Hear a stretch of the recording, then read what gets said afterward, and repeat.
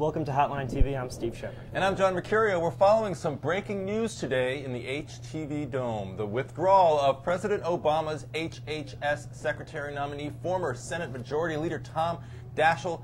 Steve Shepard, welcome to Hotline TV, first of all. This is Steve's debut. Everybody just give him a little hand.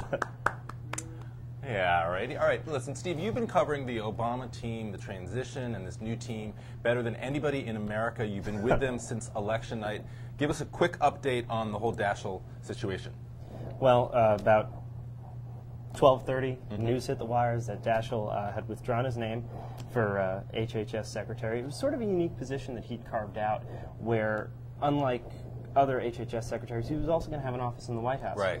The brand new Office of Health Policy, where he was going to really write and then shepherd health care reform through Congress and to President Obama's desk. And we don't know, or do we know at this point, whether he is withdrawing from both positions? No, it's unclear right now. Based on his withdrawal letter, though, and the statement the White House put out where he said that this work will require a leader who can operate with the full faith of Congress and the American people, and I am not that leader. Ouch. It would seem to indicate that he is not going to be keeping that role either. Okay, now do you think, based on your coverage and based on the coverage this morning, that he would have done that if Nancy Killefer, who was the performance czar, the deputy OMB director, had not just a few hours earlier also withdrawn her nomination, also because of tax reasons? I mean, are these separate? Are they related? Well, is this just politics? I think it's also related back to Treasury Secretary Geithner. Yeah.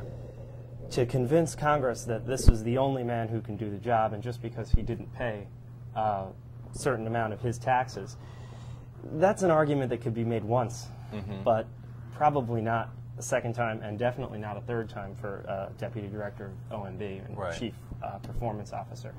It's possible that Obama would have just run out of political capital. That's so true, but it's the thinking yesterday and the thinking over the weekend was that, look, Daschle has this problem. It's actually a bigger tax problem than Geithner's problem was, but he'll survive because he's a former Senate Majority Leader, because he's so popular on Capitol Hill. The talk on the Sunday shows, Mitch McConnell, Kay Bailey Hutchison, Susan Collins, all sort of broad range of Republicans all said, well, look, we know him. He's a member of the club, and for that reason he'll survive. I thought, frankly, they were all headed for a public relations disaster on that front, because the country, I think, is tired of that double standard, as though senators think that they're the most qualified people in the world and that nobody else could do that. I mean, did Daschle make the calculation that, in fact, even being a member of the club didn't matter at this point?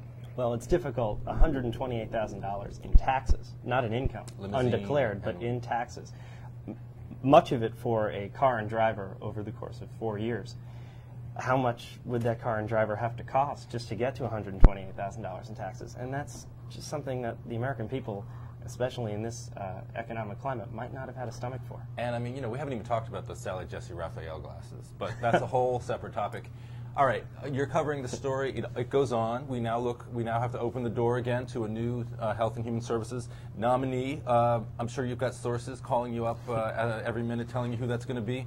Who is Obama going to choose? Well, how many times thus far during the transition and now the beginning days of the administration have we heard the story about former DNC chair and former Vermont governor, 2004 White House candidate Howard Dean, author of the 50-state strategy and a medical doctor? Nice. How many times have we heard his name passed over? Perhaps at least for one of the two roles, whether HHS Secretary or if that office, White House Office of Healthcare Policy role, is indeed vacant. Perhaps there is a home for Governor Dean in the administration. Excellent. All right, that's an excellent, a very realistic possibility. I'm going to throw another one on that list. Another Democrat who has been passed over recently for jobs in Washington has the name of Kennedy. Look, let's be honest. Ted Kennedy is currently the Senate chairman of the Health Committee. He's probably not interested or willing at this point to become HHS Secretary. However, he has a niece, Caroline Kennedy, who's looking for work in Washington. She didn't get it in the Senate in New York. I'm going out there on a limb. I'm predicting that Caroline Kennedy gets the HHS Secretary nomination. And that's all the time we have for today. And I'm going to leave it on that crazy note. I'm John Mercurio, and I'm Steve Shepard. Thanks for watching Hotline TV. Great job. Great job.